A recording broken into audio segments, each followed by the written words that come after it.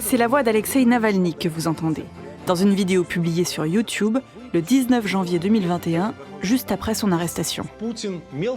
La cible, c'est le président russe Vladimir Poutine.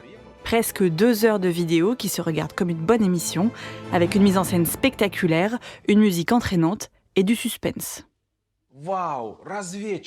On visite un palais somptueux qui aurait coûté plus d'1 milliard de dollars. En voix off, Navalny le compare au château de Versailles. Sauf que celui-ci est en Russie, sur les rives de la mer Noire. L'équipe de Navalny affirme avoir survolé le domaine avec un drone.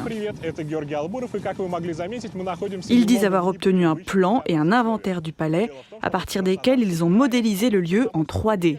Ils imaginent d'immenses pièces avec des chandeliers en cristal, des ornements en feuilles d'or, des sols de marbre. Il y a aussi un théâtre, une patinoire et même un casino. Un détail ne passe pas inaperçu, une brosse de WC à 700 €. Cet édifice est le plus secret et le mieux gardé de Russie. Ce n'est pas une simple résidence secondaire, mais une véritable ville, un royaume même, avec des barrières infranchissables et un checkpoint à l'entrée. C'est un État dans l'État russe, avec son tsar inamovible, Poutine. Navalny dit avoir la preuve que ce palace a été bâti pour Vladimir Poutine par ses amis, des oligarques. À l'écran, il montre des photos et des documents qui indiquent, d'après lui, des liens entre le président russe et plusieurs de ses hommes d'affaires. Le titre de la vidéo, Le palais de Poutine, l'histoire du plus grand pot de vin au monde. Petits arrangements et corruption, la thématique est centrale chez Alexeï Navalny, c'est le cœur de son combat contre le Kremlin.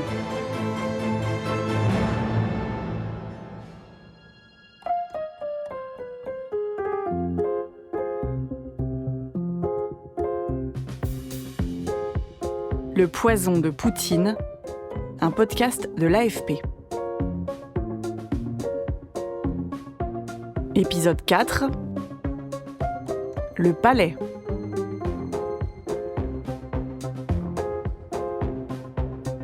Je m'appelle Sarah Lou-Lepers.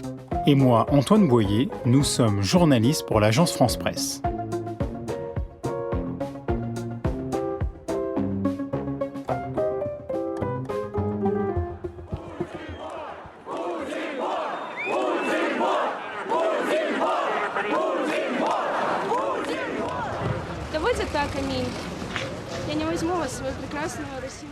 Le calendrier de la diffusion de cette vidéo ne doit rien au hasard. Elle est publiée, souvenez-vous, 2 jours après le retour d'Alexeï Navalny en Russie et son arrestation.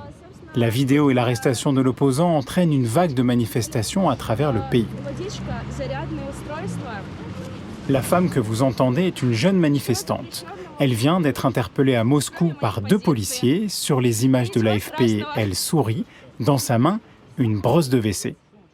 C'est une référence à la vidéo d'Alexeï Navalny dont on vient de vous parler. La brosse de WC est devenue un temps le symbole de la colère contre la corruption des élites russes. Des sondages indépendants confirment que pour les Russes, la corruption est un enjeu majeur. La preuve, en 10 jours, la vidéo de Navalny dépasse les 100 millions de vues. Vladimir Poutine, c'est exceptionnel, dément lui-même les accusations.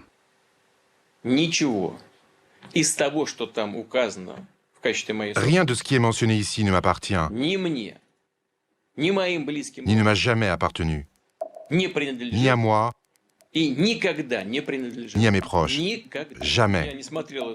Je n'ai pas regardé la vidéo. Je n'ai pas le temps pour ce genre de choses. Mais j'ai jeté un œil aux extraits que m'ont montrés mes assistants. Ce n'est pas la première fois qu'Alexeï Navalny dénonce les pots de vin dans les hautes sphères du pouvoir. Ce qu'il pointe du doigt en réalité, c'est un problème qu'il juge systémique. Le problème de la Russie, c'est la corruption dans les hautes sphères du pouvoir. Maria Lipman vit à Moscou, vous l'avez déjà rencontrée dans l'épisode 3. Elle est spécialiste de la Russie pour l'université américaine George Washington. Il y a une grande disparité de revenus en Russie. Une grande partie des richesses nationales appartient à un tout petit nombre de personnes. Pour cette experte, la corruption et les oligarques existaient en Russie bien avant Vladimir Poutine. Le concept d'oligarque est apparu dans les années 90, au cours de la décennie qui a suivi l'effondrement de l'Union soviétique. C'était une des rares périodes de l'histoire de la Russie où l'État, traditionnellement tout-puissant, a été affaibli, à tel point que certains se sont rapidement enrichis aux dépens de l'État, en rachetant des biens publics. Et ce groupe de personnes est devenu très riche, milliardaires. Juste avant cette période, dans les dernières années de l'Union soviétique, Vladimir Poutine est un officier du KGB. Il n'est pas de ceux qui s'enrichissent sur les cendres de l'URSS. Poutine vient de la fonction publique. Il était agent du renseignement russe et travaillait en Allemagne de l'Est au moment de la chute de l'Union soviétique. En tant que fonctionnaire, il n'avait pas de quoi s'en réjouir.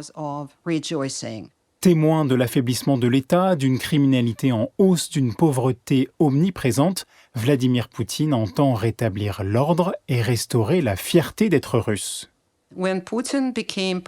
Lorsque Poutine est devenu président, au début des années 2000, d'abord par intérim, puis ensuite élu, l'une de ses premières préoccupations a été de rétablir le pouvoir de l'État. Cela signifiait reprendre le pouvoir aux oligarques pour que la Russie retrouve sa tradition d'État tout-puissant. À la fin de son mandat, en 2004, il avait réussi. Plus personne ne se demandait qui était le chef. Ce n'étaient plus les oligarques. C'était l'État et le pouvoir étatique était centralisé. Les succès des premières années de Vladimir Poutine ont profondément marqué les Russes. C'est ce que rappelle Pierre Tolstoï, un haut dirigeant de Russie unie, le parti au pouvoir. Écoutez, on n'avait pas assez d'alimentation. Donc aujourd'hui, c'est un pays indépendant qui a son souveraineté, qui a la possibilité de mener sa propre politique économique, sa propre politique internationale et qui va continuer à le faire. Et pour les Russes, ça, c'est les choses qu'ils apprécient beaucoup. Pour eux, Poutine, c'est quelqu'un qui a rebâti le pays après la chute du communisme. Par exemple, dans un village où dans les années 2000, il y avait 2 tracteurs et une seule voiture, aujourd'hui, dans chaque famille, il y a une voiture, il y a assez de tracteurs, donc la Russie a changé, ça c'est un autre pays. Et ça a été fait pendant les 20 ans. Moi, je m'en souviens très bien, et donc tous les gens qui ont vécu les années 90, ça se souvient très bien.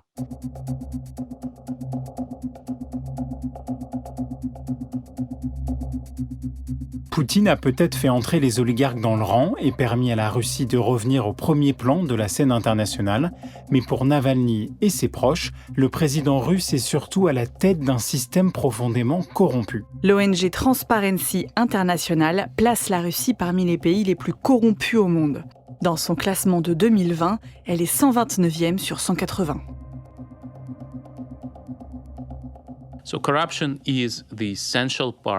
En Russie, la corruption est au cœur du système. Le régime s'appuie sur la corruption et serait très différent sans elle.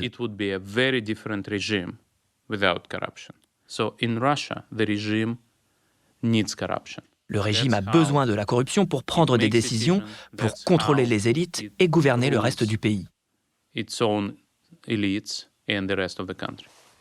Vous avez des exemples ? Par exemple, quand vous dirigez une région, quand vous êtes ministre ou homme d'affaires, vous savez qu'une partie de votre richesse a été accumulée illégalement. Cela signifie qu'à n'importe quel moment, si M. Poutine ne vous aime pas, il peut vous envoyer en prison. Sergueï Gouriev est un vieil ami d'Alexeï Navalny. Il vit en France, où il enseigne l'économie.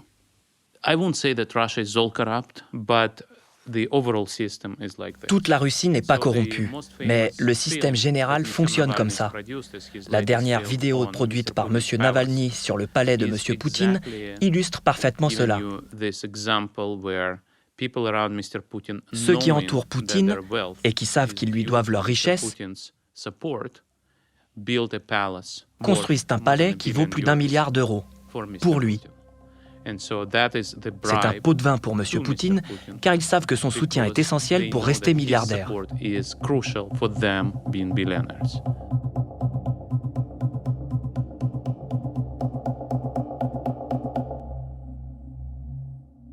Ce lien entre argent et politique, c'est précisément ce que les enquêtes de Navalny entendent démontrer. Plus que tout, il veut attirer l'attention du plus grand nombre.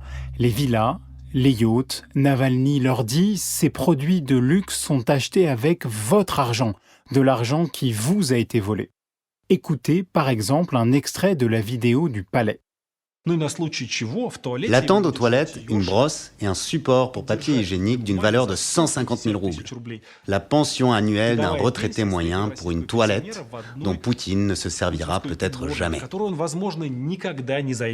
Le niveau de vie de la plupart des Russes a certes augmenté depuis la chute du communisme, mais depuis plusieurs années maintenant, la situation se dégrade de nouveau pour beaucoup et la pandémie n'a rien arrangé. Notre collègue Andrea Palachano a assisté à une distribution alimentaire à Moscou, organisée par l'Église orthodoxe pendant l'hiver 2021. Les bénévoles l'ont constaté, depuis le début de la pandémie, de plus en plus de gens viennent chercher des produits de base, du lait, de l'huile ou du pain. Certains blâment directement les autorités, comme ce retraité. Bien sûr, j'aimerais que l'État nous aide à nous nourrir, comme dans tous les pays civilisés. La Russie n'est pas un pays pauvre, nous vendons du pétrole et du gaz. Il y a beaucoup d'oligarques qu'ils partagent avec nous, les gens modestes. D'autant que c'est nous, les personnes âgées, qui avons produit tout ça. Ils ont pris nos richesses.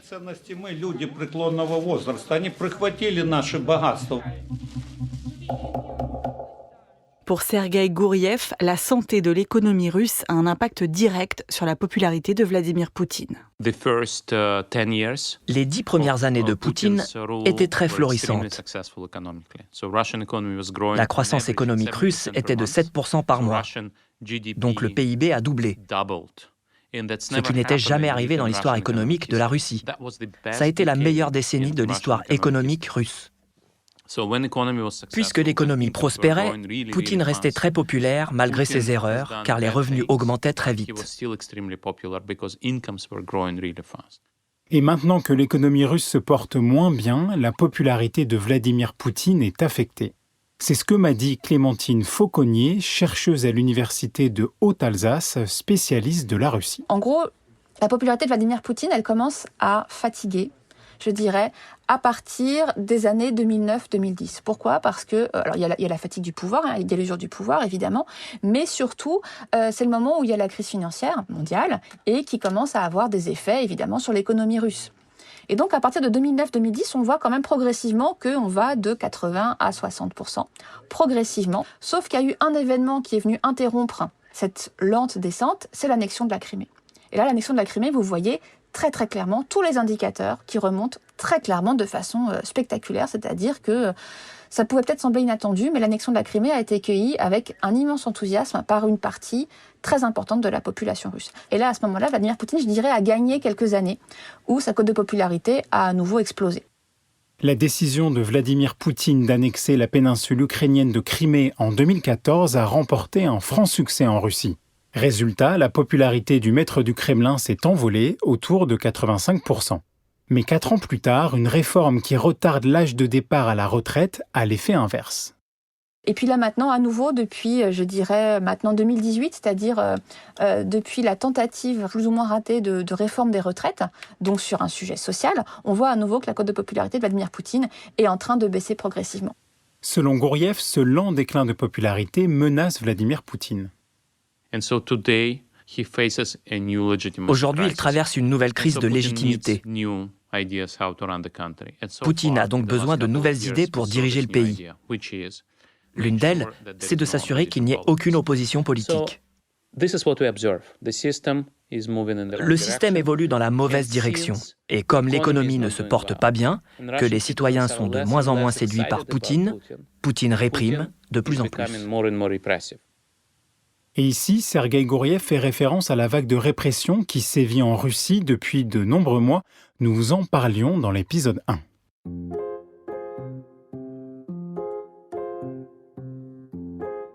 Beaucoup de figures de l'opposition ont fui la Russie. De nombreux candidats sont empêchés de se présenter aux élections de 2021. Écoutez Vladimir Milov, un proche collaborateur d'Alexeï Navalny.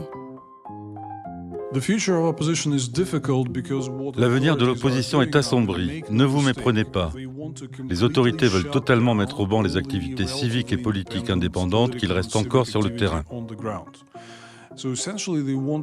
En réalité, ils veulent revenir à un système soviétique, où tout ce qui n'est pas autorisé est par définition interdit. Si vous écoutez Poutine et sa propagande, il parle à peine de l'avenir. Il ne parle que du présent et du passé. Ils n'ont aucune vision pour le futur. Quel est l'avenir de l'opposition russe ? J'ai rencontré Vladimir Milov en Lituanie, où, comme lui, de nombreux proches de Navalny ont trouvé refuge ces derniers mois. On vous y emmène dans l'épisode 5, ça arrive bientôt. Merci d'écouter le podcast de l'AFP, Le poison de Poutine. Si ça vous plaît, parlez-en autour de vous. Partagez ce podcast sur les réseaux sociaux et donnez-nous des étoiles et des commentaires là où vous avez l'habitude de nous écouter.